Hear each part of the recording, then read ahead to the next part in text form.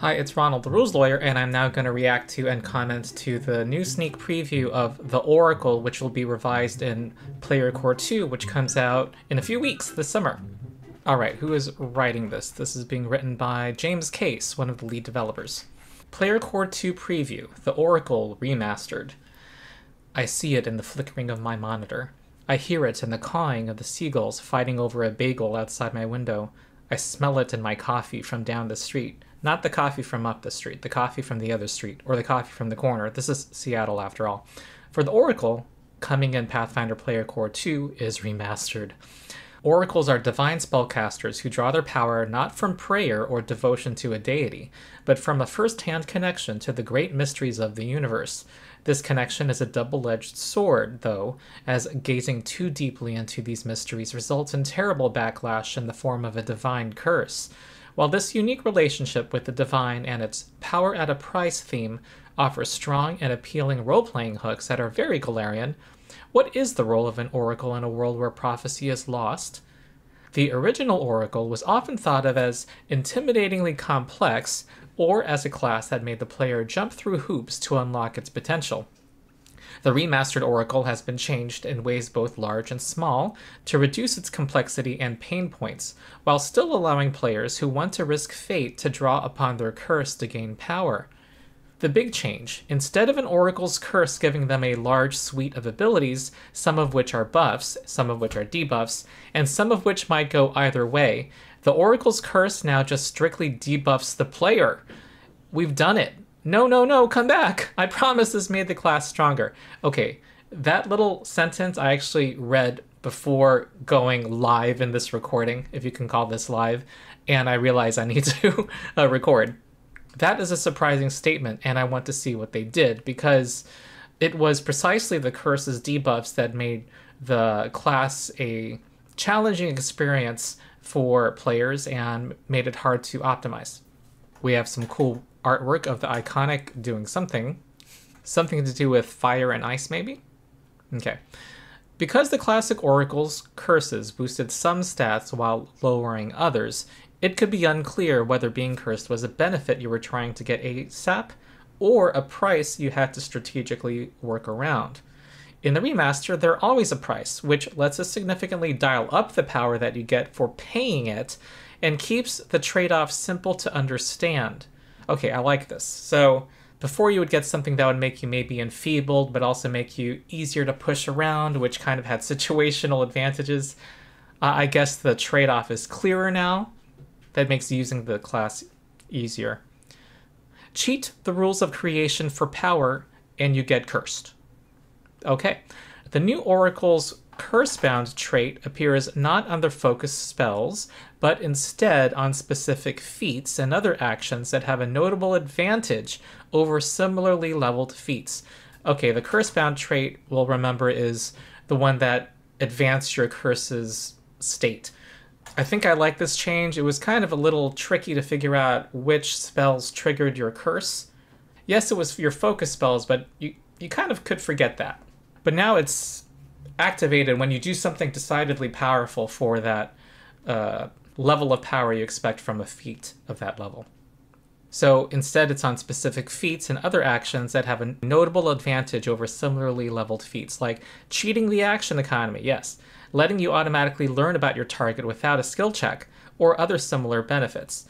Each mystery grants a Cursebound ability at level 1 to let them draw on this power, like Foretell Harm. So here's our example. Oh, there's quite a bit here. But our example is a level 1 feat, has the Cursebound trait. You can do it once per round, and your previous action was to cast a non-cantrip spell that dealt damage. It is a free action. So let's say you just cast Magic Missile. Your magic echoes ominously as you glimpse injury in the target's future. At the beginning of your target's next turn, it takes damage equal to twice the triggering spell's rank as a seemingly random and minor misfortune finds it. The damage and type of misfortune is of a type matching the spell. For instance, if you dealt fire damage, a flame might spontaneously ignite on them, or they might burn a hand on their torch. The target is then temporarily immune to Foretell Harm for 24 hours. Okay, this is cool. It doesn't cost an action, but you could only do it once per round. It's kind of like that sorcerer bloodline ability. Let me pull it up. Where when you cast a spell from your bloodline, you do an extra 1 damage per spell rank. This is twice as powerful, and it's also reminiscent of the extra damage you get as a psychic when you unleash your psyche. Let me pull that up. Yeah, that gave a status bonus equal to double the spell's level. This is untyped damage, so arguably more powerful than the Unleashed Psyche ability, which was a status bonus. However, this is delayed until that creature starts their turn, which is when they were going to do something bad anyway. However, it is only once per target, effectively, because they're immune for 24 hours. Okay, but let's see how your curse advances. What's an example of that?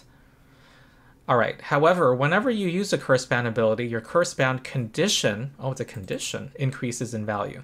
This is a unique condition that appears only in the Oracle class. As your Cursebound condition increases, the... how do you pronounce this? Deleterious? Deleterious. Ah, got it. Effects of your curse increase as well, like giving you a penalty to certain saving throws or a weakness to certain damage types. Huh. I think I kind of like this so far. I don't know if we'll see an example, but it sounds like it's simplified, like the way the D&D playtest simplified exhaustion from this list of hard to remember unique effects as you advance in exhaustion to a simple numerical modifier. We'll see. Like the classic Oracle, the remastered Oracle can tolerate higher and higher Cursebound values as they increase in level, letting them use more Cursebound abilities. And what I meant to also say was that it looks like it's not limited to 3 levels either. So we'll see. Maybe it is only 3, I don't know, but it gives more design space. While most of these curse effects are relatively simple, we do know that a lot of Oracle players enjoyed the more disruptive curse effects. Yeah, they were cool. That could really throw variety into your battle. I remember in our Outlaws of Alkenstar campaign, our Ash Oracle really enjoyed creating a cloud of ash that had unintended consequences in battle. I misunderstood how my feature worked. I thought it was like a one-time thing and then it settled and then it blew away. Oh, I did not realize it was continuous. Congrats. Question. The aura, does it make firing through it concealed? Oh, Is okay. concealed. All right. Yeah. So this was also a defensive buff, you crawling out. Yeah. 100%. I'm a smoke bomb. Yeah. We've kept many of these as Cursebound feats now, they say, like meddling futures where spirits vie for control over your body, or thousand visions where visions of the future grant you great perception within a short range but overwhelm your senses beyond it, which are now selectable by any mystery. Okay, so some of these more unique curse effects look like they're selectable by any oracle now, which is kind of cool. It's kind of like what they did with the champion, where you can pick those unique abilities without having to select a certain subclass and alignment at level 1 in order to access them. So I like this. Now Oracle players who want to opt into this complexity can do so. Ooh, okay, so they have a choice to opt into the complexity, good. And Oracles who want more straightforward benefits can keep it simple. I'm liking all of this so far. We just have to see more of the concretes. Other changes. We've also made several smaller changes throughout the Oracle, in no particular order. We've made it easier to tailor your Oracle spell list to your mystery. Each mystery now grants 3 thematic spells to an Oracle's repertoire, and all Oracles immediately gain a Divine Access class feature about halfway through their career that lets them expand this list further. Okay, one of the issues people had about the Oracle was that it tended to be less powerful than other spellcaster classes, from what I heard, or it was more challenging to get to that desired power level along with other classes. I think this is a straight buff here. It gives you 3 spells to your repertoire, whereas before, let's look at an example. Currently, it gives you just an additional cantrip to your repertoire and a unique focus spell. Alright, so now it gives you 3 thematic spells to your repertoire. If it's in your repertoire, I believe these are not focus spells, so I think this is just a straight buff in terms of variety of spells. We've doubled the number of available domains for oracles who want to harness domain magic. All mysteries now grant 4 related domains instead of 2 before, apparently. Yep. Now your battle oracle might gain the destruction domain, or your cosmos oracle the star domain. Okay, more choices, more good. We've added dashes of ominous, portentous, delirious flavor throughout the class to really make you feel like you're channeling otherworldly powers. Okay, this is a tease. What are these delirious abilities? You tease us, Paizo! With more streamlined mysteries and curses, we had room to add a greater number of unique oracle feats, a thing that was often cited as lacking in the classic oracle. Alright, so by lowering the complexity of the mysteries, they can put more uniquecity in the feats. Let's take a look at a unique feat for ancestors or battle oracles, the Dead Walk. Alright, so here's a feat limited to a certain mystery. That's a new thing. So you can kind of look at it as having, instead of a railroad within your mystery, you have options within your mystery. You have feats that you can take that only oracles of your mystery can take. Hopefully there's an expanded, larger list of feats this time around to account for this. Okay, the Dead Walk. You beseech warrior spirits to come forth and aid you. 2 ghostly warriors manifest within a 30-foot emanation of you, and each attempt a strike against an adjacent enemy using your spell attack modifier, and then disappear. The warrior strikes each deal 4d6 spirit damage, and the warriors can flank with one another and with you and your allies. If you are Cursebound 2 when you use the Dead Walk, you instead summon 3 warriors, and if you are Cursebound 3, you instead summon 4 warriors. The warriors disappear at the start of your next turn. Okay, this is interesting. First, you get to do spirit damage if these hit. And spirit damage, I think, is a good kind of damage. It's almost like force damage. It affects almost everything. I do not know whether oracles can be sanctified or not. We haven't been told that. That is a question I have. These warriors last until the start of your next turn, so effectively for a round, providing flanking, which could be useful. It costs 2 actions.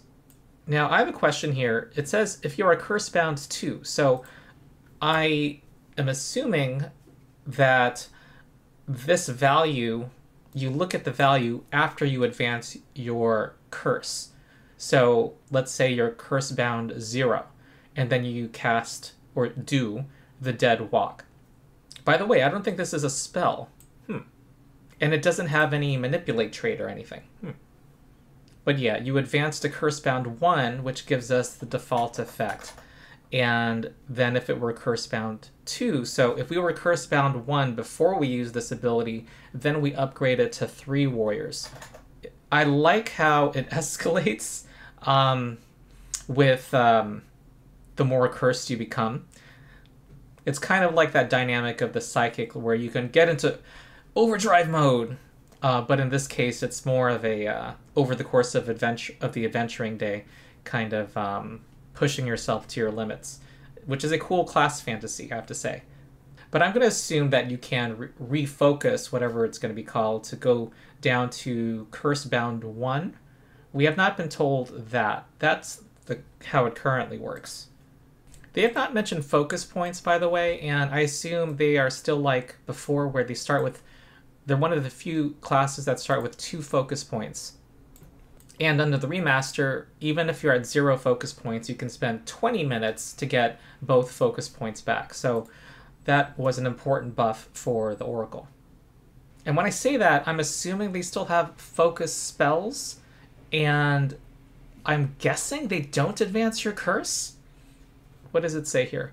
The Cursebound trait appears not under focus spells. Okay, so they're more free to use their class, you can call it their defining spells for their class without having to worry about advancing their curse. They just have to manage their focus points. And they can do that 2 times per combat and then rest 20 minutes between combats. So it looks like they have more freedom to use their focus spells, basically. They're not limited by overblowing their curse. Okay, I'm liking these changes, and I'm optimistic about Player Core 2. It seems like that they're giving buffs to classes that the community felt could use those. And in the case of the Oracle, using it, driving it more straightforward. I like moving the complexity into feats. I'm overall liking these decisions. So I am more excited now about this Oracle. And that is my reaction to and analysis of the Oracle preview. So I hope you enjoyed it. If you liked the video, like and subscribe, ring the bell. I'll post more videos as we get more previews. And also, we should be getting PDFs. Subscribers should be getting them in mid-July, and I'll be making videos to the extent I can, balancing real-life work with my video making duties to post videos based off of the actual PDF that I get, and hopefully that will be soon. Alright, so that's it. I have been Ronald the Rules Lawyer. See you next time.